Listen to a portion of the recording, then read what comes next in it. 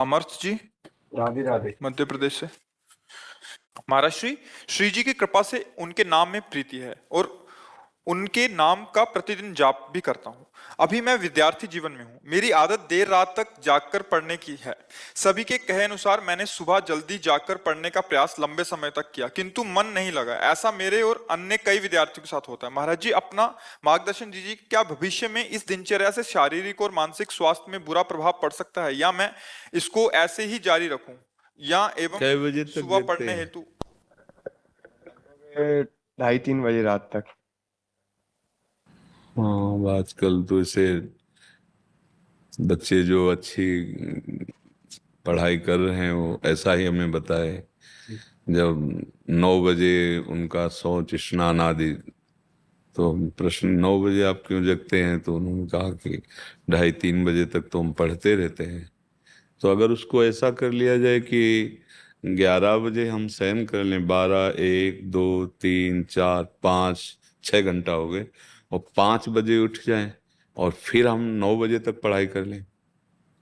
मान लो अगर 9 बजे आप जगते हैं तो शास्त्रीय पद्धति के खिलाफ हो गया ये दिनचर्या, और स्वास्थ्य के लिए भी ये ठीक नहीं रहेगा।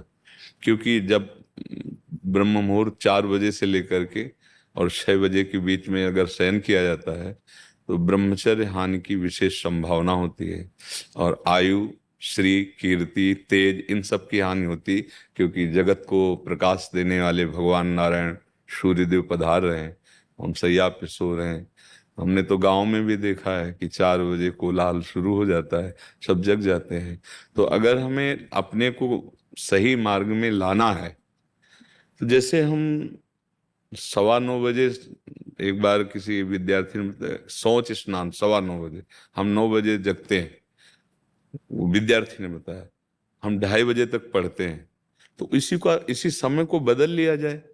महाराज जी, सुबह जल्दी उठा, लेकिन जैसा रात में मन लग रहा है वैसा सुबह नहीं लग पा रहा है। क्योंकि आपका अभ्यास नहीं है ना। आपका अभ्यास नहीं, इसलिए ऐसा लग रहा है। लेकिन महाराज जी, ये लंबे समय तक ऐसा करके देखा तो परिवर्तन कुछ समझ में नहीं आया। नहीं, तुम कहिए नहीं, ये तुम्हारा परिवर्तन कैसी बात हो, अनुभव की बात है। तुम्हारे अनुभव गलत हो सकते हैं। अगर हम कह रहे 5 बजे उठे, जल पिया, इसके बाद थोड़ा टहले, थोड़े से 100-200 कदम, शौच गए, इसके बाद व्यायाम आधा घंटा किया, 20 मिनट प्राणायाम किया, अब बैठ जाओ पढ़ने में, एकदम स्मृति नवीन, एकदम क्लियर।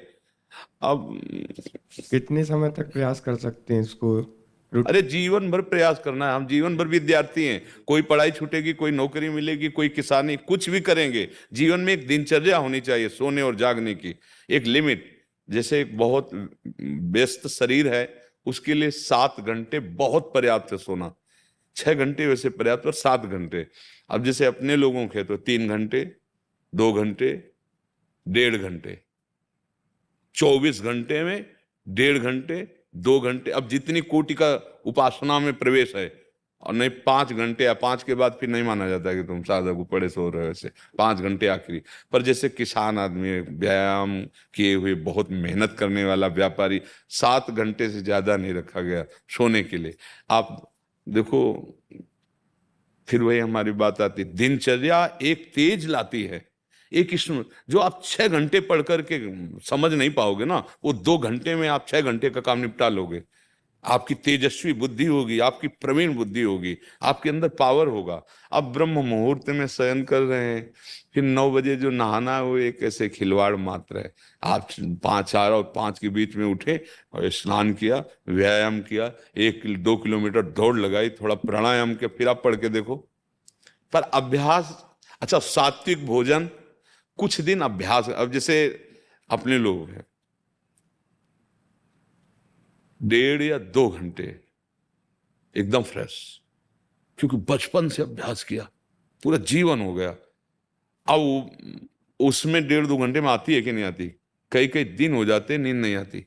तो अभ्यास अगर किया जाए तो बहुत सुंदर दिनचर्या। हम तो कभी ये नहीं कह सकते कि सूर्य उदय हो रहा है आप शयन कर रहे हो, ये ठीक नहीं। कभी ऐसा हो जाए अचानक, वो बात अलग, लेकिन दिनचर्या ऐसी, आप 2:30 बजे तक जग रहे हैं, फिर इसके बाद आप, तो आपके स्वास्थ्य में भी फर्क पड़ेगा, आपकी बुद्धि में भी फर्क पड़ेगा, आपके तेज में भी फर्क पड़ेगा। आज हम बुद्धिमानी समझ रहे हैं धन कमाना, केवल केवल भोगों को भोगना बुद्धिमानी समझ रहे हैं। यही बुद्धिमानी मानी जाती है। एक जैसे आके प्रश्नकर्ता ने प्रश्न किया था कि हम ऐसों को तो जो मांस खाते हैं, शराब भी पीते हैं और अपने मतलब टाइम से यही यही टाइम 11 बजे जगना, ऐसा खूब ऐश्वर्यवान है, खूब मौज मस्ती से रहे, उनकी कोई परेशानी नहीं है। ठीक है, इसे तुम सुख मौज मस्ती समझ रहे हो। कुछ दिनों बाद शरीर छूटेगा, इसके बाद क्या रह गया? हर चीज यहीं रह जाएगी। ना तो तुम्हारे पास जितेंद्रियता है, ना भगवान नाम है, ना सत्य है, ना धर्म है। बचा क्या है? आए किस लिए थे? मानव जीवन केवल इसी के लिए। तो जितना तुम्हें डनलप के गद्दे पर आनंद मिलता है ना, सुअर को कीचड़ में मिलता है। जितना तुम्हें अपनी भार्या पे, उतना उसको अपने संभोग में मिलता है। जितना तुम्हें अपने बच्चे प्यारे, उसको अपने बच्चे वैसे ही प्यारे। जितना तुम्हें सांसारिक सुख, वो वैसे बिष्ठा। तुम्हें रबड़ी रसगुल्ला जैसे अच्छा लगता है, उसको बिष्ठा और ये सब अच्छे लगते हैं। अंतर क्या रह गया? पशु में हमारे में अंतर क्या रह गया इतना? हमारा जीवन आध्यात्मिक जीवन, हमारा जीवन भागवतिक जीवन, समाज सेवी जीवन, तेजस्वी जीवन, भगवत प्रिय जीवन। तो पीछे वाले में यही हमने चर्चा की है कि हम इतने पढ़े लिखे, इतने बलवान बुद्धिमान सब बन रहे हैं, और जरा जरा सी बात में भाई भाई को मार रहा है, जरा सी बात में बूढ़े माता पिता को मार रहे हैं। ये बुद्धिमानी है, ये पढ़ाई लिखाई, ये डिग्रियां हैं। अरे विद्या विनयम ददाति। अपने माता पिता को भगवान समझकर उनकी आज्ञा, जो आज्ञा, ऐसा कितने बच्चे हैं जो अपने माता पिता के पैरों रोज छूते हैं। साक्षात भगवान घर में बैठे हुए हैं और उनको अवहेलना। ये पढ़ाई हमें तो नहीं समझ में आ रही, क्योंकि विद्या का प्रभाव होता है विनयम ददाति, विनयशील, संयमी, जितेंद्री, धैर्यवान। वो तो बातें समझ में नहीं आ रही। क्यों? अब आसुरी बुद्धि बढ़ रही है, जिसे कहते हैं राक्षसी बुद्धि। माँ नहीं, मातु पिता नहीं देवा, आसुरी बुद्धि बढ़ रही, खान पान गलत हो रहे हैं। अब बच्चा आए हो यहाँ इसलिए प्रश्न किया, इसलिए बता रहे कि अब कोई सुधर जाए तो सुधर जाए, नहीं तो आगे सुधरने के चांस ही नहीं रहेंगे। ऐसी बुद्धि बिगड़ती चली जा रही। शास्त्र आज्ञा करता है 11 बजे के पहले ही आहार हो जाना चाहिए। इसके बाद प्रातः ब्रह्म मुहूर्त के बाद, रात्रि में कोई निशाचर थोड़ी हो आहार विहार। पर वो अगर ये सब बातें तो फिर समझ में नहीं आती। अब बुद्धि कितनी रह गई? भोग भोगो, खाओ पियो, मर जाओ, बस इतनी रह गई है। आप देखो ना, किसी प्रकार से धन आना चाहिए, वो इन किन प्रकार कैसे हो। बहुत पढ़े लिखे हैं, लेकिन सभ्यता, नम्रता, धर्म, सत्यता, पवित्रता एक लक्षण नहीं दिखाई दे रहे। सुंदरता दिखाई देगी, बनावटी बाहर की, पवित्रता नहीं होगी।